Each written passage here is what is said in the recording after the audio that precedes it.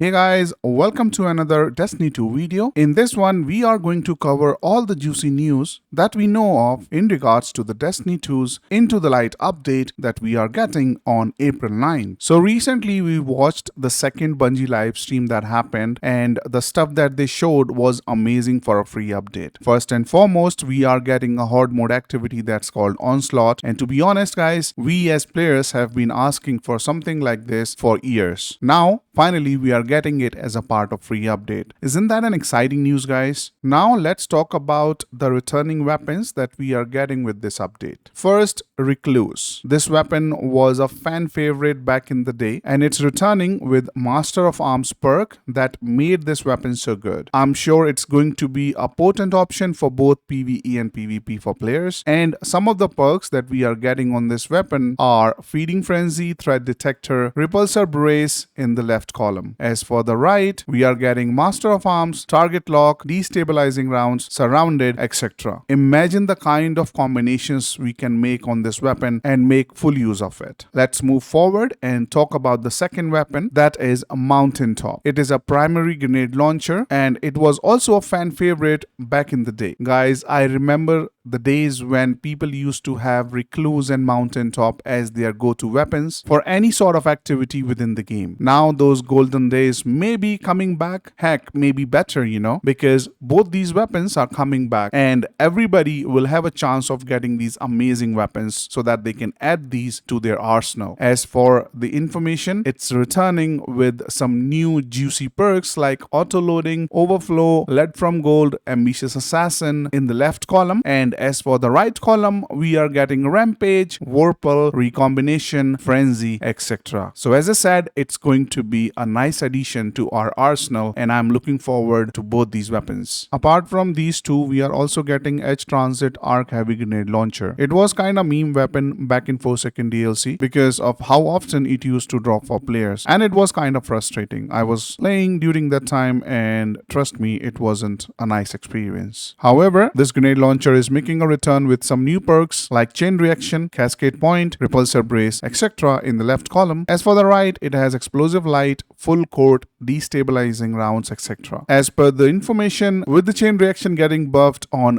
drum grenade launchers in the final shape, the Chain Reaction plus Destabilizing Rounds combo could be extremely useful when it comes to ad clear. And for single target, we can use something like Cascade Point with Bait and Switch or Cascade Point with Vorpal. We may be looking at the next big thing inside Destiny 2, guys. Next, let's talk about the Falling Galantine Sword. It is a void damage type weapon and it's a go-to weapon for all players when it comes to doing damage to a single target. It's one of the fan favorite sword that we currently have in the game, and I'm sure most of you have already have it. However, it is being reissued with some new perks like Repulsor Brace, Destabilizing Rounds, Chain Reaction, Surrounded, and long-time fan favorite Relentless Strike plus Whirlwind Blade. It will be interesting to try out these new sword combos and I'm looking forward to this particular sword. We are also getting Hammerhead, which is a void damage type LMG from the Season of the Forge. It was also a fan favorite weapon back in the day. It is making a return with some new perks like Rampage, Rewind Rounds, Destabilizing Rounds, etc. for the left column, and for the right column it is coming with Target Lock, Onslaught, Killing Tally, Desperate Measures, etc. All these perks can make some really nasty combos which can come in handy when we get into the final shape and face the new foes. Next, they showed us Blast Furnace Primary Pulse Rifle, which is certainly the most beloved aggressive burst pulse rifle from the Season of the Forge. As for the info shared by Bungie, it's now coming with Rasmussen ISA scope by default and rolls barrels instead of scopes in the first column. Before the sunset, guys, it was a really good option for both PvE and PvP. Now it's making a return with some new perks like Keep Away Kinetic Tremors and Head Seeker for the left column. And as for the right column, it is coming with Kill Clip, Firefly, Rampage, etc. And guys, during the live stream, I noticed the perk The Last Stand, which is kinda nasty if you would ask me, because its description read, Weapon Final Blows grants bonus damage, melee and grenade final blows grant a larger damage bonus that can stack too. So no matter how you get a kill, be it with this weapon or ability, as long as you have this perk on your equipped weapon, you are going to do extra damage. Moving forward, we also noticed Forbearance. It is a waveframe arc damage type grenade launcher. Currently, Currently, it's obtainable from the Vow of the Disciple raid within the game. In my view, it is the best add clear grenade launcher that players can get, so it was kind of surprise for me to see this one being reissued. However, it's coming with some new perks like Demolist and Disruption Break in the left column, and in the right column we are getting Rampage and Desperate Measures. Rest of the perks are the same that we already have. They also showed us the Succession Sniper Rifle, which is popular amongst the players, and players can get it from the Deepstone Crypt raid right now in the game. I think it's one of the best snipers in the game, so reissuing this one was the second surprise for me. As for the perks, we are getting almost the same perks which already exist on this weapon, apart from 1 to 2 perks like Discord and Redirection are the new perks in the left column, and to be honest, these 2 perks aren't that great. However, while they were showing this weapon, I noticed the origin trait. This origin trait that I'm talking about, it's coming for all the weapons that we are getting in Into the Light update. The origin trait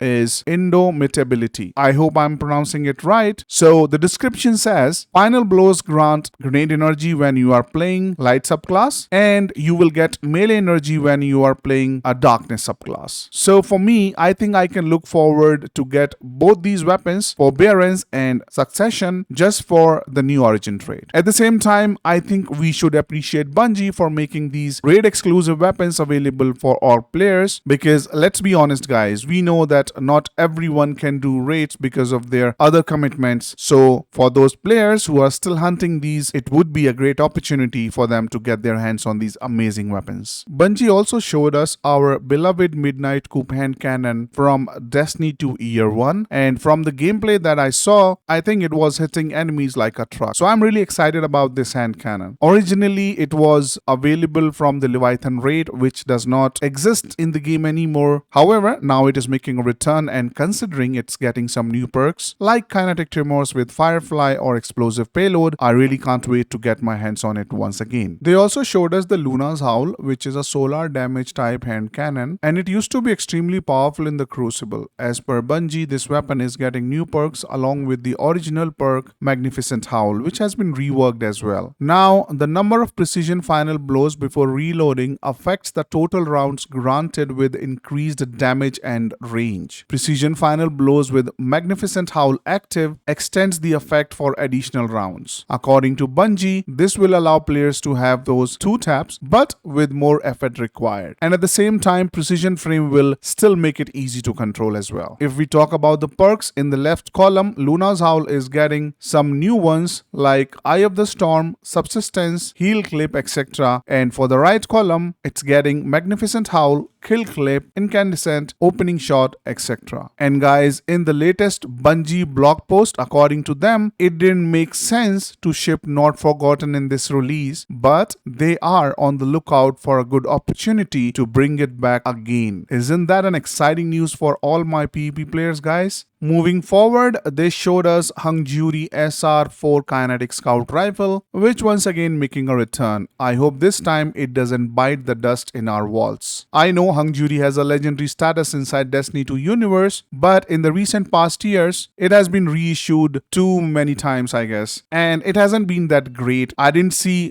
a lot of people using it as well. Maybe it's because of lack of some good perks, or there are better options available. But now it's coming back with some new perks like Kinetic Tremors, which was previously on the right column of this weapon. Now it's available on the left column, Rewind Rounds, Loose Change, etc. And in the right column, we are getting Precision Instrument, Desperate Measures, Explosive Payload, etc. And I just hope that this time Hungjury returns to its glory days. Alright guys, now last but not the least, LC's Rifle, which is basically Stranger's Rifle from Destiny 1. Players who have played Destiny 1 surely knows about this weapon because we get this at the end of the campaign in Destiny 1. Back then, we didn't know the name of Stranger, so it was called Stranger's Rifle, but now we know her name is LC, so it has become LC's Rifle. This weapon is also making a return in Destiny 2 as a high impact pulse rifle, 340 RPM.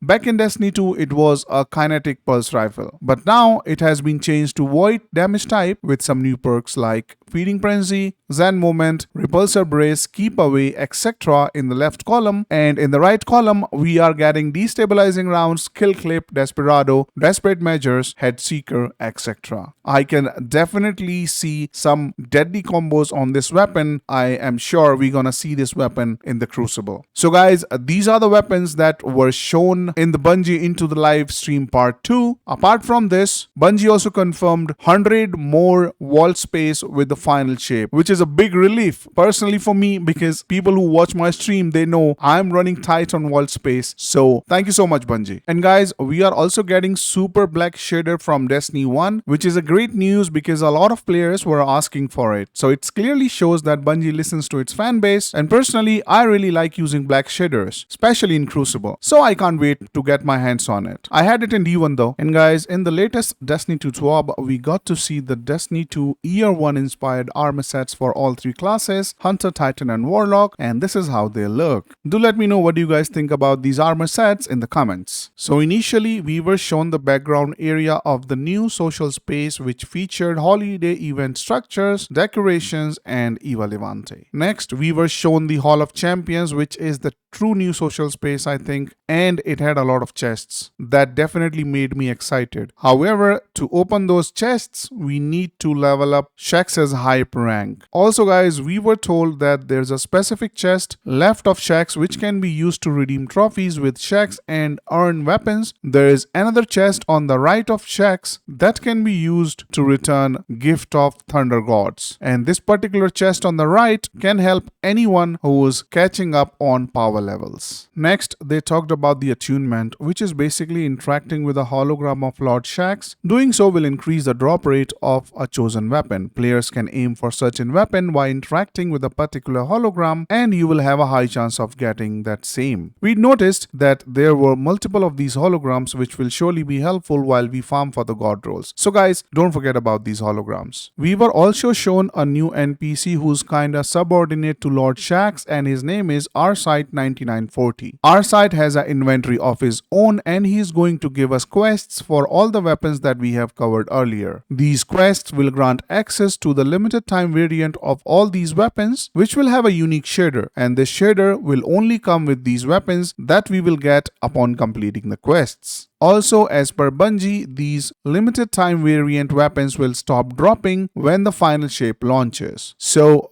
good luck everyone with the farming. So guys, do share your thoughts about the video in the comments, or if we have missed on something. This is it in this one. Thanks for watching. I will see you guys in the next one.